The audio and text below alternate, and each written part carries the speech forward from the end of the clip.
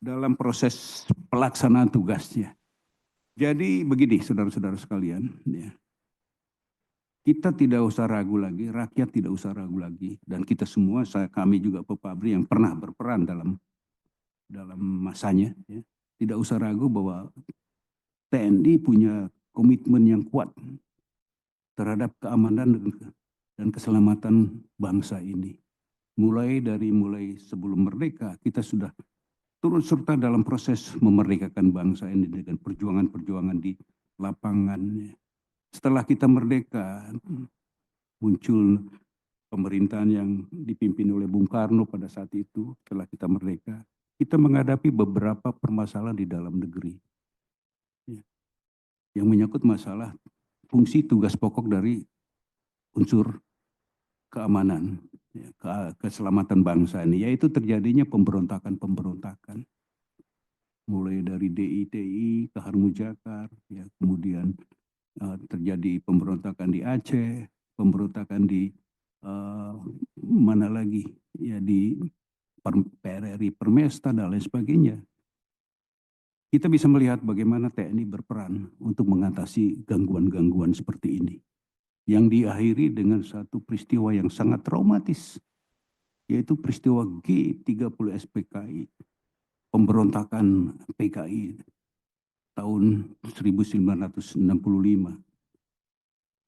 Saudara-saudara, khusus mengenai masalah G30 SPKI, saya ingin sedikit memberikan penjelasan kepada saudara-saudara bahwa peristiwa G30 SPKI adalah satu peristiwa di mana PKI melakukan pemberontakan untuk bisa menjadikan bangsa kita ini menjadi bangsa yang berafiliasi ke komunis.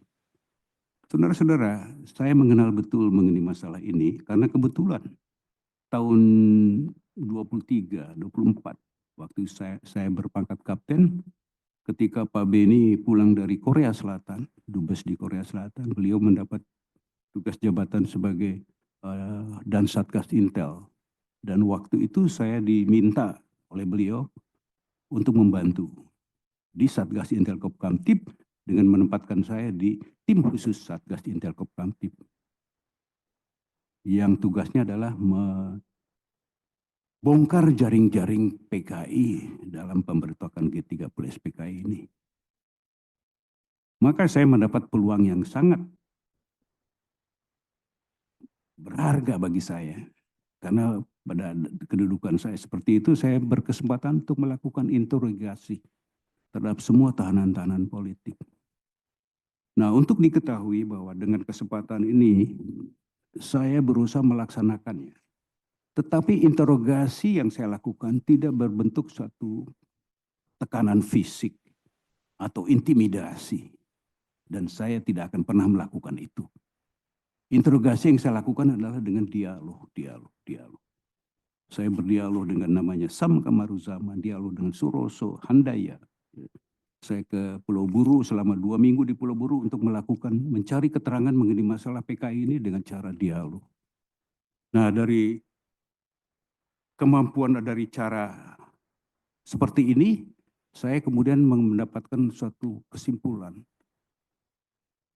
mengenai masalah PKI komunis. Dan saya ingin sampaikan sekarang. Ada 3 hal yang harus kita ketahui mengenai masalah komunis, masalah PKI. Yang pertama adalah PKI, Partai Komunis Indonesia, selama eksisnya dulu adalah satu-satunya partai yang menggunakan 2 cara kerja. Cara kerja pertama adalah cara kerja legal. Melalui apa? Komite Sentral, CCPKI. Disitulah Aidit kita tahu sebagai ketuanya. Cara kerja kedua yang strictly ilegal adalah Biro Khusus PKI. Di mana kita baru tahu ada orang namanya Sam Kamaruzaman dengan segala macam alias, ya, sebagai Ketua Biro Khusus PKI. Ini satu hal yang harus kita ketahui mengenai masalah PKI atau komunis. Hal kedua yang harus kita ketahui mengenai masalah PKI. PKI ini adalah PKI di samping merupakan partai yang eksis dalam percaturan politik di dalam negeri kita. juga merupakan bagian dari gerakan komunis internasional. Jadi lain halnya dengan partai-partai lain, PNI, PKI adalah bagian dari gerakan komunis internasional yang berpusat di Moskow dan di Peking. Dan terikat kepada solidaritas internasionalnya.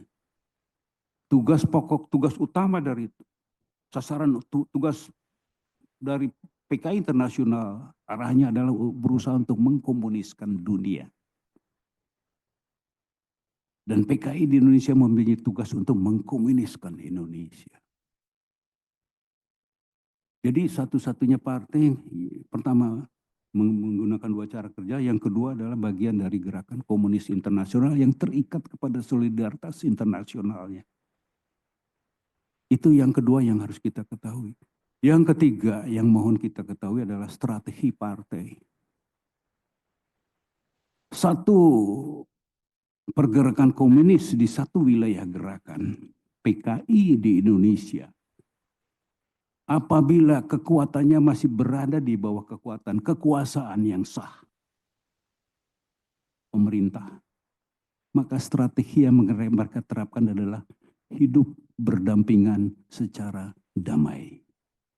Dan itulah pra G30 SPKI. Seolah-olah PKI adalah ujung tombak pendukung pemerintah. Sehingga warna pemerintah waktu itu agak sedikit menjurus ke kiri-kirian.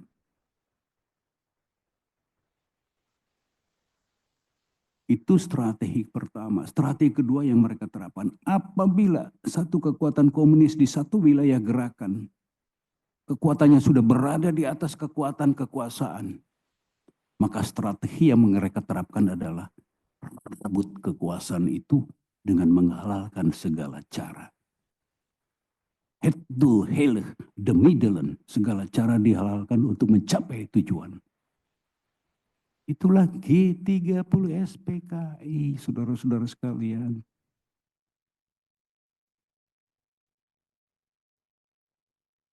Yang ketiga, namanya PKI, komunis, tidak pernah mengenali istilah kalah.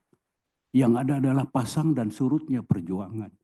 Apabila strategi kedua belum mencapai apa yang diharapkan, maka mereka menerapkan strategi ketiga, mengendap ke bawah permukaan.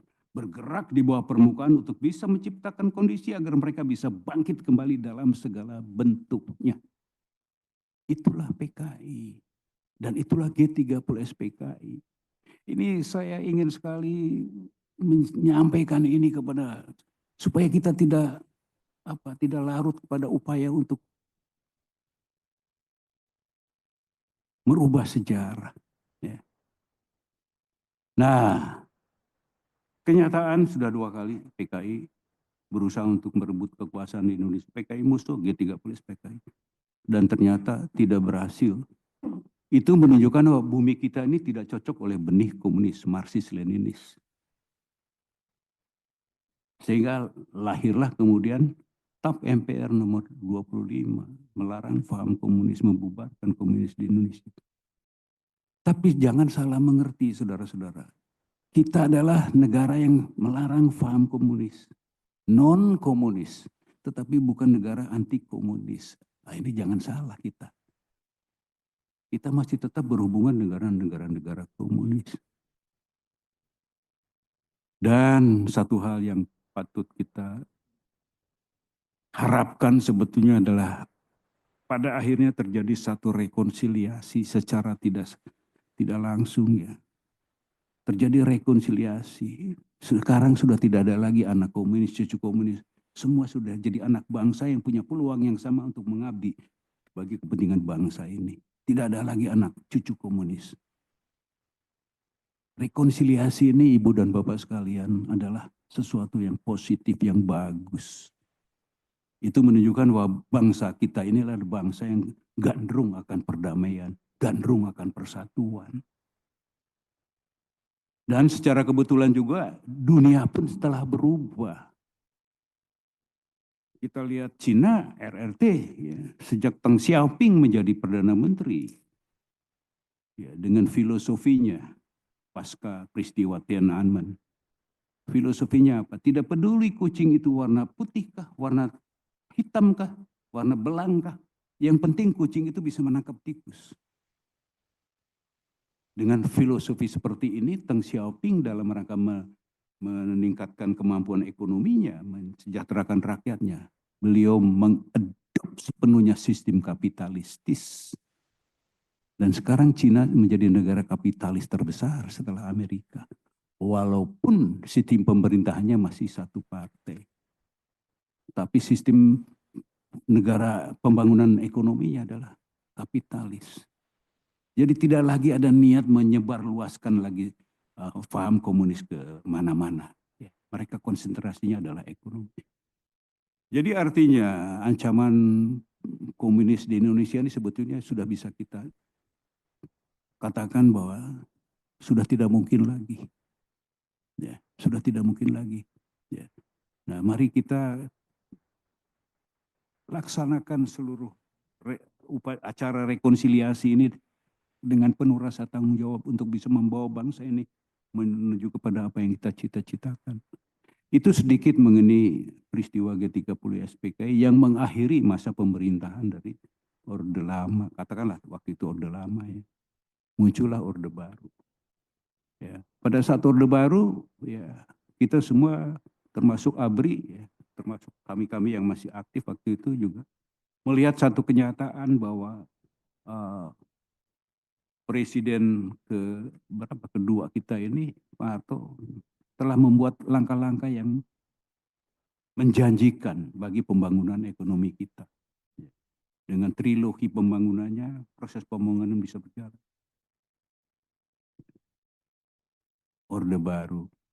Tetapi ya sekali lagi ya, memang berkuasa itu jangan terlalu lama Pak Utut.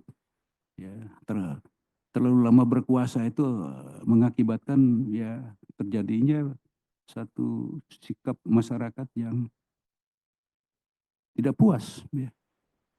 Karena sudah semakin kelihatan warna KKN muncul ya. Ya. Kemudian penyalahgunaan kekuasaan juga muncul ya. Sehingga masyarakat semakin skeptis, semakin kebetulan terjadilah peristiwa goncangnya ekonomi kita, krisis moneter, krisis multidimensi. Nah, inilah perasaan-perasaan yang tidak puas tadi, yang berupa